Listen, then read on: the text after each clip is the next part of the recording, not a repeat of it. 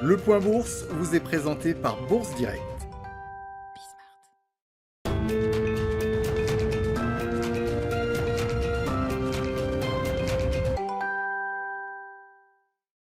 Clôture dans le vert ce soir à la Bourse de Paris. L'indice parisien gagne 0,90% à 5659 points. L'indice parisien qui continue sa progression malgré les chiffres de l'emploi aux États-Unis. Si le Bureau of Labor Statistics confirme le rebond des créations d'emplois au mois de janvier, après la destruction de plus de 220 000 emplois en décembre, le rebond n'est finalement que de 49 000 emplois contre plus de 100 000 attendus. Le taux de chômage pour le mois de janvier s'améliore lui légèrement. Il était attendu stable à 6,7% par rapport au mois précédent. Il recule finalement à 6,3%. Un recul qui n'empêche pas ce taux de chômage de rester bien supérieur aux 3,5% de février 2020 avant le début de la crise liée à la pandémie. Mais ces chiffres laissent tout de même les investisseurs optimistes pour la suite, pariant sur le fait que le rebond des créations d'emplois va continuer sur les prochains mois.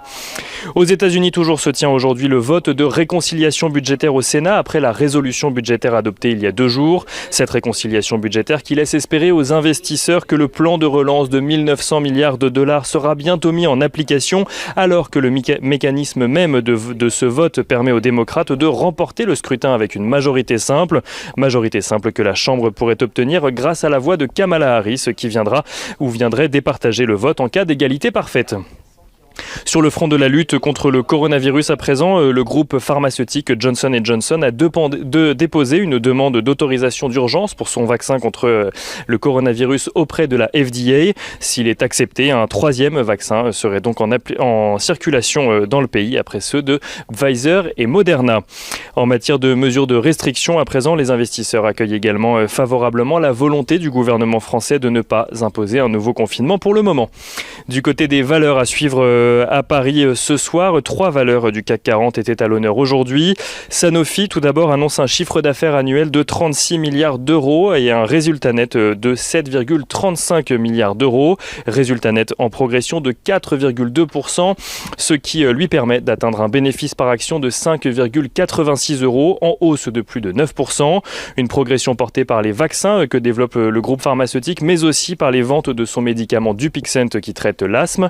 Sanofi qui annonce vouloir réaliser 500 millions d'euros d'économies supplémentaires pour atteindre entre 2 et 2,5 milliards d'euros d'économies au total entre 2020 et 2022. Sanofi qui gagne 1,5% ce soir à la clôture à Paris. Vinci annonce de son côté un résultat net en recul de 62% à 1,242 milliards d'euros. Le groupe, qui affiche également un recul de 10% de son chiffre d'affaires, a souffert des restrictions en lien avec la pandémie l'année dernière.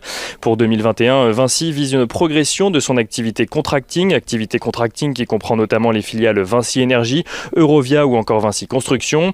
Son activité concession reste en revanche suspendue à l'évolution des mesures de restriction de son côté. Vinci qui prend ce soir la tête de l'indice parisien affichant une hausse de plus de 5%.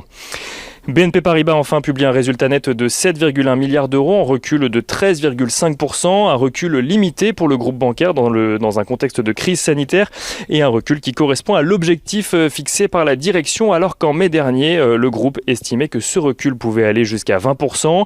BNP Paribas qui est porté par sa banque d'investissement mais qui accuse une flambée du coût du risque dans le contexte actuel. Ce coût du risque qui progresse de 78,7% à 5,7 milliards d'euros et BNP Paribas qui clôture dans le vert ce soir affichant une hausse de plus de 2,6%. Et on notera, au-delà de ces 3 publications, que Vallourec reprend sa cotation aujourd'hui après en avoir demandé la suspension il y a quelques jours, le temps de négocier avec ses créanciers. L'entreprise a obtenu entre-temps une procédure de sauvegarde auprès du tribunal de Nanterre.